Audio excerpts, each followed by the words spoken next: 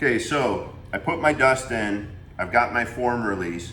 I did a gray on the grout, I added the blue hints, but also what I'm gonna do is I'm just lightly gonna spray a little bit of that on top of there for the release to add a little bit more to kind of hold that in place. So now I'm going to put my mix in, okay?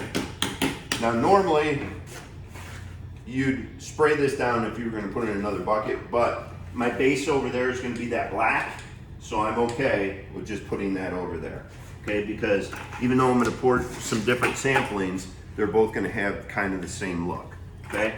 So I take my bucket, and now the fun part of putting in the concrete, okay? I put the top part in by hand, okay? So I take this part and I slowly push it in, okay? Because I'm trying to make sure that I keep that face, okay? It's messy, all right?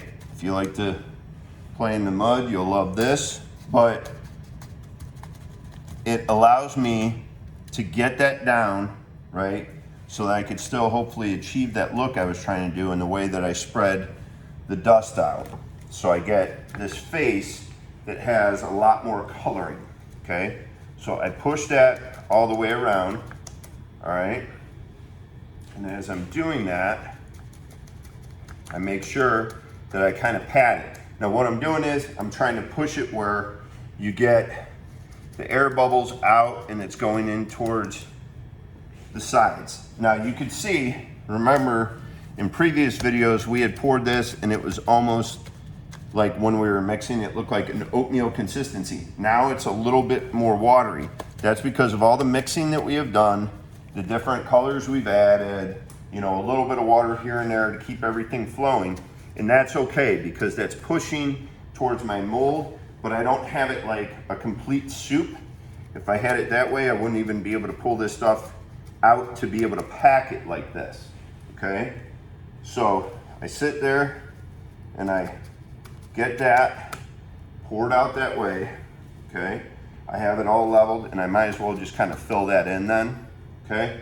Now, ultimately, for the project that we have going with this, we're probably gonna end up pouring, I don't know, probably like 30 tiles once we figure out a color that we want.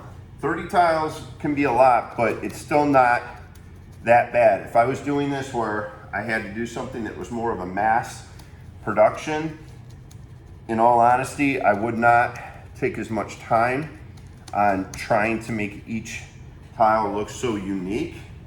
And I would go with more of a uniform look, you know, and I wouldn't lay the dust in the way that I did. What I would do is, if I wanted to touch these tiles up in a certain way, I would